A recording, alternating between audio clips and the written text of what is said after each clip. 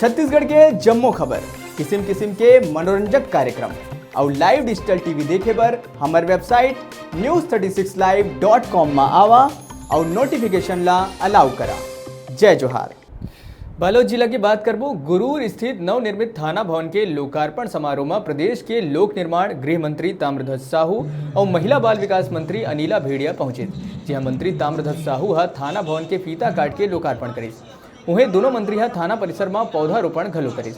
ए मौका में Balod SP ML Kotwani, collector Ranu Sahu, क्षेत्रीय विधायक संगीता सिन्हा सहित बड़े संख्या में पुलिसकर्मी मन घलो मौजूद रहे।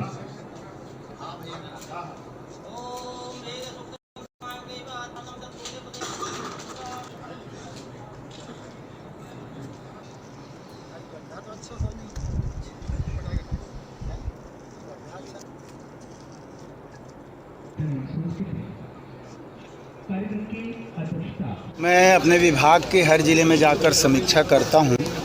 जो विभाग मेरे पास है उसकी कार्य प्रणाली क्या क्या काम हो रहा है, बजट के अनुसार, जनप्रतिनिधियों के अनुसार, जनता की डिमांड के अनुसार काम करने में उनके लिए समस्याएं क्या है, क्या सुविधा उनको दिया जा सकता है, विभाग की योजना और बजट किस प्रकार से है, क्या उसमें, और समीक्षा करने हर ज़िला में जा रहा हूँ और सभी विभागों के अपने विभागों की समीक्षा कर रहा हूँ।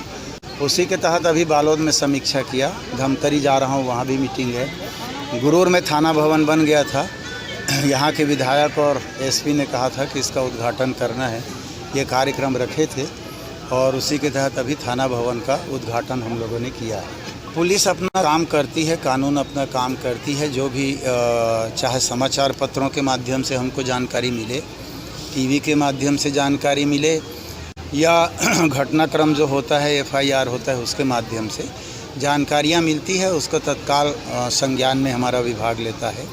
बड़ा प्रकरण होता है तो उसको सीआईडी या अलग और विशेष जांच गठित करके करते हैं। तो हम लोग किसी भी घटनाक्रम को, अपराध को नज़रअंदाज नहीं करते, करेंगे भी नहीं, और जो जानकारियां आती हैं उसको ज़रूर संज्ञान में लेकर काम करते हैं।